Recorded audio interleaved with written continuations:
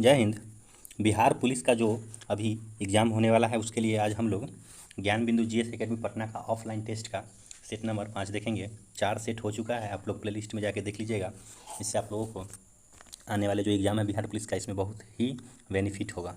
चलिए वीडियो की शुरुआत करते हैं। यह है ज्ञान बिंदु जीएस एकेडमी पटना, जो रोशन सर के द्वारा बनाया जाता है सेट। 5 नंबर टेस्ट होगा, इससे पहले सब हो चुका है। एक नंबर क्वेश्चन है कि निम्न में से किस पुराण का संबंध गुप्त वंश से था? किस पुराण का संबंध गुप्त वंश से था? तो वह वायु पुराण हो जाएगा। सांख्य दर्शन के प्रवर्तक निम्न में से कौन थे? सांख्य दर्शन के प्रवर्तक कपिल मुनि। और निम्न में से कौन सा कथन सही नहीं है? तो देखेंगे इसमें कौन सा सही है तो पता चलेगा कि कौन सा सही नहीं है। तो कन्नड़ साहित्य का त्रिरत्न पंप, पुण्य एवं रत्न, ये सही है। तमिल साहित्य का त्रिरत्न कंबन, ओट्टाकुट्टन और पुरगोलेंदी। और चोलालीन सिक्कों का कलंजी चांदी के थे। चोलकालीन जो सिक्के हैं उसके जो कलंजू है वो चांदी के थे, तो यह गलत हो जाएगा। और चोल काल का सांस्कृतिक सार, जिसको निचोड़ कहते हैं, नटराज प्रतिमा, तो ये सही हो जाएगा। तो हमारा जो राइट आंसर हो जाएगा वह सी हो जाएगा। चलिए नेक्स्ट देखते हैं। मोहम्मद गौरी का भारत पर पहला सफल आक्रमण किसके विरुद्ध हुआ था? तो मोहम्मद गौरी का भारत पर जो पहला सफल आक्रमण था वह मुल्तान के विरुद्ध था। विजयनगर आने वाले प्रथम विदेशी यात्री में कौन देवराय द्वितीय के समय आया था? तो विजयनगर आने वाले प्रमुख विदेशी यात्री में कौन देवराय द्वितीय के समय में आया था? तो वह अब्दुल रज्जाक। नेक्स्ट है कि शिवाजी अष्टप्रधान में विदेश मंत्री को क्या कहा जाता था? शिवाजी के जो अष्टप्रधान हैं उसमें विदेश मंत्री को क्या कहा जाता था? तो सुमंत कहा जाता था। किस सिख गुरु का प्रारंभिक नाम लहना था? किस सिख गुरु का प्रारंभिक नाम लहना था? तो गुरु अंगद देव का। सुरक्षा प्रकोष्ठ की नीति रिंग फेंस पॉलिसी का संबंध किस गवर्नर जनरल से है? तो सुरक्षा प्रकोष्ठ की जो नीति है वह वारेन हेस्टिंग्स से संबंधित है। निम्न में से किस विद्रोह से संबंधित चित्तर सिंह थे? चित्तर सिंह किस विद्रोह से संबंधित थे? तो रामोसी विद्रोह से थे। निम्न में से किसने होना चाहिए था यहाँ 1906 में Indian society of oriental arts की स्थापना किया? तो हमारा जो राइट आंसर होगा वह अविनाश टैगोर के द्वारा हुआ था। बाल गंगाधर तिलक द्वारा स्थापित होम रूल लीग के सचिव कौन थे? तो बाल गंगाधर तिलक के द्वारा स्थापित होम रूल लीग के सचिव थे NC केलकर। चलिए नेक्स्ट है कि बांटो और छोड़ो का नारा मुस्लिम लीग ने अपने किस अधिवेशन में किया था? तो बांटो और छोड़ो का नारा मुस्लिम लीग ने कराची अधिवेशन में किया था। नेक्स्ट क्वेश्चन है कानून की आत्मा की रचना किसने किया? तो कानून की आत्मा की जो रचना है वो मॉन्टेस्क्यू ने किया। असत्य मिलान का चयन करना है तो फ्रांसीसी साम्यवाद का जनक सेंट साइमन, ये सही है। फेब्रियन सोशलिज्म का नेतृत्व जॉन बर्नार्ड शॉ, भी सही है। आदर्शवादी समाजवादी का प्रवर्तक रॉबर्ट ओवेन, ये भी सही हो जाएगा। तो दुनिया का मजदूर एक हो का नारा रूसो, ये गलत है। हमारा जो राइट आंसर हो जाएगा वह डी हो जाएगा। चलिए नेक्स्ट है अरुणाचल प्रदेश की सीमा निम्न में से किस देश के साथ नहीं लगती है? किस देश के साथ नहीं लगती है? तो बांग्लादेश के साथ नहीं लगती है, चीन के साथ लगती है, भूटान के साथ और म्यांमार के साथ लगती है। उत्तरी सह्याद्री की सर्वोच्च शिखर कौन सी है? उत्तरी सह्याद्री की सर्वोच्च शिखर कालसुबाई है। किस चैनल जल अंतराल द्वारा मालदीव और मिनिकॉय को अलग करती है? तो मालदीव मिनिकॉय, मामी लक्ष्मी छोटा का मालदीव और मिनिकॉय का हो जाएगा 8 डिग्री चैनल। कितना? 8 डिग्री चैनल। जोवाई, सुकरी एवं जोजारी किस नदी की प्रमुख सहायक नदियां हैं? जोवाई, सुकरी एवं जोजारी किस प्रमुख नदियां हो जाएगा? तो यह लूनी की हो जाएगा। निम्न में से कौन सा झील तमिलनाडु व आंध्र प्रदेश के बीच सीमा साझा करता है? निम्न में से कौन सा झील तमिलनाडु व आंध्र प्रदेश के बीच सीमा साझा करता है? तो वह पुलिकट झील।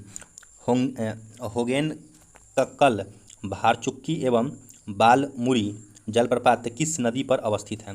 तो ये जो जलप्रपात है वह किस नदी पर अवस्थित है? तो काबरी नदी पर अवस्थित है। नेक्स्ट है कि जलोढ़ मिट्टी के बारे में निम्न में से दिए गए असत्य कथन का चयन करना है। तो जलोढ़ मिट्टी के बारे में, इसमें पोटास की बहुलता होती है, सही है। इसमें नाइट्रोजन, फास्फोरस और ह्यूमरस की कमी होती है, ये भी सही है। पुराने को खादर एवं नए को बांगर कहते हैं, तो ये गलत है।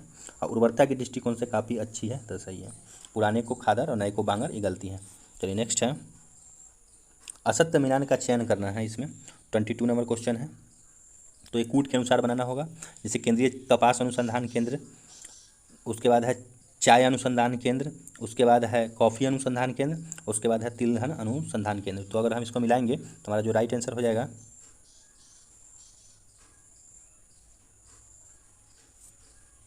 कपास अनुसंधान केंद्र, तो अहमदाबाद में है, तो ये सही है।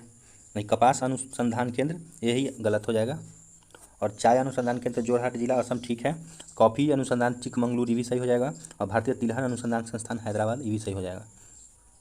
कपास का जो है वह अहमदाबाद नहीं होगा।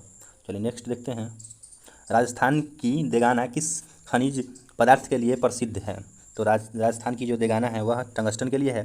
और सर्वाधिक नगरीय जनसंख्या प्रतिशत वाला राज्य, तो सबसे ज़्यादा नगरीय जनसंख्या गोवा का हो जाएगा। और निम्न में से कौन सा परियोजना महाराष्ट्र में अवस्थित नहीं है? तो ये वार्गी परियोजना महाराष्ट्र में नहीं है, जायकवाड़ी है, गिरना है, भीमा, ये सब महाराष्ट्र का है। चलिए नेक्स्ट है कि निम्न में से कौन सा राष्ट्रीय उद्यान असम में अवस्थित नहीं है? तो असम में नामेरी भी है, रायमोना और मानसी सब असम में है। क्लाउड्स लेपर्ड ये असम में नहीं है। राइट आंसर डी हो जाएगा।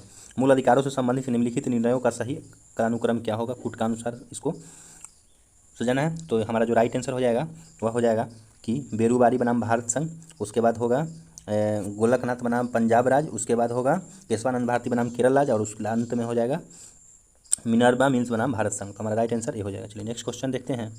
भारतीय संविधान का कौन सा अनुच्छेद उपराष्ट्रपति के पद को निरूपित करता है? तो उपराष्ट्रपति पद को निरूपित अनुच्छेद 63। अगर इसका आप लोग सेट देखना चाहते हैं, टेस्ट देना चाहते हैं, तो टेलीग्राम और व्हाट्सअप दोनों का डिस्क्रिप्शन में लिंक दे दिया जाएगा। उससे आप लोग जुड़ के पीछे का भी जो 3 सेट है उस पर डाला गया है, और पीछे का 4 सेट और ये 5वां सेट है, ये भी इस पर डाल दिया जाएगा। तो आप लोग पहले खुद से 1 से 100 तक का क्वेश्चन बना लीजिएगा, उसके बाद फिर वीडियो में आके उसका आंसर मिला लीजिएगा, क्योंकि इसका आंसर वीडियो में कराया गया है। ठीक, चलिए आगे बढ़ते हैं। निम्नलिखित में से कौन सी एक समिति पंचायती राज संस्था से संबंधित नहीं है? कौन सी समिति नहीं है? तो PVN राव समिति। 1862 में निम्नलिखित में से किस भारतीय को तत्कालिक वायसराय लॉर्ड कैनिंग ने अपना विधान परिषद में नामित किया था? तो वह हो जाएगा उपयुक्त सभी, पटियाला के महाराज, सर दिनकर राव और बनारस के राजा। संविधान सभा के सदस्यों में अनुसूचित जनजाति के सदस्यों की संख्या कितनी है? तो वह हो जाएगा 33। स्वतंत्र भारत के पहले मंत्रिमंडल से संबंध में किसका मिलान गलत है?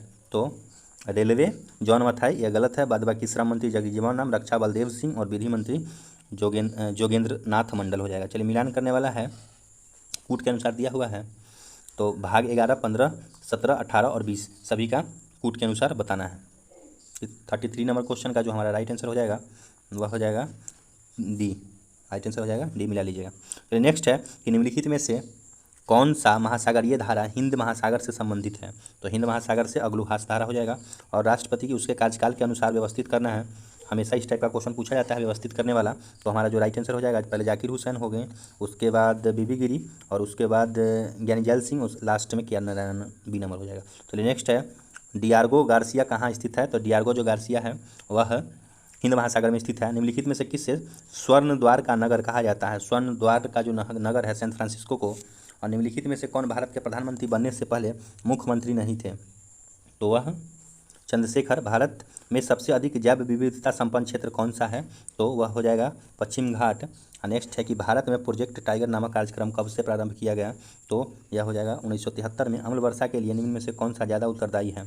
तो अम्ल वर्षा के लिए कौन सा ज़्यादा? तो ए और बी दोनों हो जाएगा, SO2 और NO2। चलिए नेक्स्ट क्वेश्चन है कि भोपाल के यूनियन कार्बाइड फैक्ट्री में दुर्घटना कब हुई थी, जिसको हम लोग भोपाल गैस त्रासदी कहते हैं? तो वह हो जाएगा 3 दिसंबर 1984 को। 1 पारसेक कितने प्रकाश वर्ष के बराबर होता है? 1 पारसेक कितने प्रकाश वर्ष के बराबर होता है? 3 × 2.26 प्रकाश वर्ष के बराबर होता है। निम्न में से किस उपकरण के द्वारा ध्वनि ऊर्जा को विद्युत ऊर्जा में रूपांतरित किया जाता है? ध्वनि ऊर्जा को विद्युत में बदलना है तो माइक्रोफोन हो जाएगा। चलिए नेक्स्ट है कि सरल आवर्त गति करने वाला कण जब अपनी मध्यमान स्थिति से गुजरता है तो निम्न में से कौन सा अधिकतम होता है? कौन सा अधिकतम होगा? गतिज ऊर्जा। और ध्वनि के किस गुण के कारण तेज या मंद सुनाई देती है? तो ध्वनि के किस गुण के कारण? प्रबलता के कारण। नेक्स्ट है कि ठोस में ऊष्मा का संचरण किस विधि के द्वारा होता है? ऊष्मा का संचरण चालन विधि के द्वारा ठोस में होता है। नेक्स्ट क्वेश्चन है कि निम्न में से किस रंग के प्रकाश का प्रकीर्णन सबसे कम होता है? तो सबसे कम प्रकाश का प्रकीर्णन लाल रंग का। और सबसे अधिक आयनन क्षमता किस किरण की होती है? तो सबसे अधिक आयनन क्षमता होती है अल्फा किरण की। और सबसे पहले इलेक्ट्रॉन के अवशेष का सफलतापूर्वक निर्धारण किसने किया था? तो उसका निर्धारण मिलीकन के द्वारा किया गया था। किस तत्व का इलेक्ट्रॉनिक बंधुता सबसे अधिक होता है? तो इलेक्ट्रॉनिक बंधुता जो सबसे अधिक होगा वह क्लोरीन का। निम्न में से किस अम्ल का म्यूरिएटिक अम्ल कहा जाता है? तो म्यूरिएटिक अम्ल जो कहा जाएगा HCl को। LPG का प्रमुख घटक निम्न में से कौन सा है? LPG का जो प्रमुख घटक है, LPG का प्रमुख घटक हो जाएगा ब्यूटेन। और निम्न में से किसे प्रोड्यूसर गैस के नाम से जाना जाता है? प्रोड्यूसर गैस के नाम से जाना जाता है CO+N2 को। मिलेराइट किसका अयस्क है? मिलेराइट अयस्क है निकेल का। लार ग्रंथि से निम्न में से कौन सा एंजाइम का स्रवण नहीं होता है? तो लार ग्रंथि से एंजाइम का स्रवण पेप्सिन का। चपटे कृमि का उत्सर्जन निम्न में से किसके द्वारा होता है? तो चपटे कृमि का उत्सर्जन ज्वाला कोशिका के द्वारा होता है। निम्न में से कौन सा कण अस्थिया नहीं है? कण अस्थिया कौन सा इसमें नहीं है? तो ह्यूमरस नहीं है, स्टेपिज और इनकस एमिलिमस सब है। निम्न में से कौन सा मोनोसेक्राइड नहीं है? मोनोसेक्राइड कौन सा नहीं है? तो मल्टोज नहीं है। ग्लैक्टोज, फ्रुक्टोज, ग्लूकोज सब मोनोसेक्राइड है। प्रोटीन शब्द का प्रयोग सर्वप्रथम किसने किया था? तो प्रोटीन शब्द का प्रयोग सबसे पहले बर्जेलियस ने किया था। कालाजर किस परजीवी के कारण होता है? तो कालाजर जो होता है वह लिस्मेनिया डोनावानी परजीवी के कारण होता है। उच्चवासन में कितना प्रतिशत ऑक्सीजन छोड़ा जाता है? तो उच्चवासन में 17% ऑक्सीजन छोड़ा जाता है। कंप्यूटर का पितामह किसे कहा जाता है? कंप्यूटर का जो पितामह है चार्ल्स बेबेज को कहा जाता है। भारत का पहला एक्वा पार्क भारत किस राज्य में स्थापित किया गया था? तो वह हो जाएगा पहला जो एक्वा पार्क है वह किस राज्य में स्थापित किया गया था? अरुणाचल प्रदेश राज्य में स्थापित किया गया था। विश्व हिंदी सम्मेलन की मेजबानी करने वाला प्रशांत क्षेत्र पहला देश कौन बनेगा? तो जो पहला देश है वह फिजी बनेगा। इसरो के सबसे भारी रॉकेट LV-M3 M2 में कितना उपग्रहों को ऑर्बिट में स्थापित किया गया था? तो वह 36। हाल ही में किसे BCCI के नए अध्यक्ष के रूप में चुना गया? तो BCCI के नए अध्यक्ष के रूप में रोजर बिन्नी को चुना गया। निम्नलिखित में से साहित्य लहरी के लेखक कौन है? तो साहित्य लहरी के जो लेखक हैं वह साहित्य लहरी के लेखक सूरदास। और निम्न में से देश रत्न के उपनाम से किस व्यक्ति को जाना जाता है? तो देश रत्न के उपनाम से डॉक्टर राजेंद्र प्रसाद को जाना जाता है। IMF के अनुमानों के अनुसार 2022 में PPP आधारित प्रति व्यक्ति GDP द्वारा दुनिया का सबसे बड़ा अर्थव्यवस्था किस देश की है? तो सबसे बड़ा जो अर्थव्यवस्था है चीन की। वायु सेना दिवस की तिथि को मनाया जाता है? वायु सेना दिवस मनाया जाता है 8 अक्टूबर को। विश्व व्यापार संगठन की स्थापना किस वर्ष किया गया? तो विश्व व्यापार संगठन की जो स्थापना है वह 1995 में किया गया। निम्न में से कौन सा कराची में से प्रकाशित होने वाला समाचार पत्र है? कराची से प्रकाशित होने वाला समाचार पत्र डॉन। और निजी क्षेत्र और बाजार के सापेक्ष राज्य व सरकार की भूमिका के आधार पर अर्थव्यवस्था को कितने श्रेणियों में वर्गीकृत किया गया है? तो अर्थव्यवस्था को 3 श्रेणियों में वर्गीकृत किया है। जर्मनी और पोलैंड के बीच अंतर्राष्ट्रीय सीमा है, तो जर्मनी और पोलैंड के बीच हिडेनबर्ग रेखा। राज्यसभा के लिए नामित होने वाली प्रथम महिला अभिनेत्री कौन थी? तो वह नरगिस दत्त। और दक्षिण ध्रुव पर पहुंचने वाला विश्व का प्रथम व्यक्ति कौन है? दक्षिण ध्रुव पर पहुंचने वाला विश्व का प्रथम व्यक्ति अमुंडसेन। भारत में सबसे लंबा सड़क पुल कौन सा है? तो भारत का जो सबसे लंबा सड़क पुल है भूपेंद्र हजारिका सेतु। निम्नलिखित में से कौन भारत का प्रथम पनडुब्बी कौन सा था? तो भारत का जो प्रथम पनडुब्बी INS कावेरी। चलिए नेक्स्ट क्वेश्चन 80 नंबर देखते हैं कि खनन और उत्खनन संलग्न श्रम की प्रकृति को निम्न में से किसके द्वारा जरिए संकेतित किया जाता है? तो वह हो जाएगा रेड कॉलर जॉब के द्वारा। और यहाँ से जो मैथ का क्वेश्चन उसका हम आंसर दे देते हैं, आप लोग वीडियो पॉज करके पहले बना लीजिएगा और उसके बाद उसका आंसर मिलाते जाइएगा। तो हमारा जो 81 क्वेश्चन का होगा वो B हो जाएगा। 82 का हो जाएगा जो हमारा राइट आंसर वह होगा C नंबर। 83 का जो राइट आंसर होगा वह D हो जाएगा। 33/1/3 मतलब 100/3 होगा इसका। और ये तृतीय अनुपाती पूछता है, बहुत ईजी क्वेश्चन है, भी बना लीजिएगा। B² होता है फार्मूला इसका। तो इसका जो राइट आंसर हो जाएगा वह हो जाएगा A नंबर 0.64।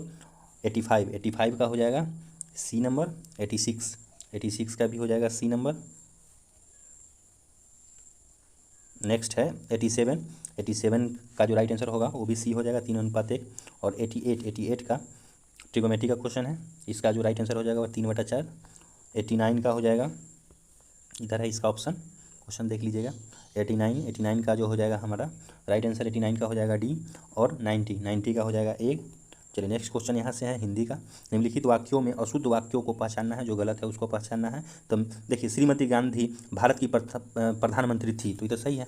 मेरे ऊपर कृपा करे, मेरे ऊपर कृपा करे यह गलत हो जाएगा, पढ़ने में ही लग रहा है कि ये गलत है। और मेरे घर के सामने पाठशाला सही है, और वहाँ भारी भीड़ थी भी सही। तो हमारा जो राइट आंसर हो जाएगा अशुद्ध वाक्य वो मेरे ऊपर कृपा करे, यही गलती है। इत्यादि शब्द का सही संधि विच्छेद करना है, तो इत्यादि का जो सही संधि विच्छेद हो जाएगा इति जोड़ आदि होता है इत्यादि। संधि विच्छेद आप लोग बढ़िया से पढ़ लीजिएगा। निम्नलिखित में से कौन सा शब्द बहुब्रीहि समास का उदाहरण है? समास से क्वेश्चन है, तो इसका जो दशानन हो जाएगा वो बहुब्रीहि समास का उदाहरण है। निम्नलिखित में से स्वर्ण का पर्यायवाची शब्द, तो स्वर्ण का जो पर्यायवाची शब्द हो जाएगा वह हो जाएगा हिरण्य। और नेक्स्ट है हिंदी में कुल कितने सर्वनाम है? तो हिंदी के अंदर जो 11 सर्वनाम है। यहाँ से इंग्लिश का क्वेश्चन है, इसका भी आंसर करा देते हैं। इसमें इंग्लिश भी 5 क्वेश्चन पूछा जाता है, तो इसका जो राइट आंसर हो जाएगा वो D हो जाएगा। 97 का हो जाएगा B। और 98 का हो जाएगा D। 99 का हो जाएगा A। और 100 नंबर क्वेश्चन का हो जाएगा सी। तो अभी एग्ज़ाम में बहुत ही कम समय बच गया है। आप लोग करिएगा क्या कि कम से कम रिवीजन करते रहिएगा, जितना भी साल भर पढ़े हैं तो उसका एक कॉपी बनाए बनाए हुए होंगे, उसको रिवीजन करते रहिएगा और ज़्यादा से ज़्यादा सेट मारने का कोशिश कीजिएगा। और सेट मारिएगा, जिस टॉपिक में अगर प्रॉब्लम होगा तो उस टॉपिक को आप लोग खुद से करने का कोशिश कीजिएगा या कमेंट में लिखिएगा, हम उस पर एक सेपरेट वीडियो बना दिया करेंगे। तो वीडियो देखने के लिए बहुत बहुत धन्यवाद।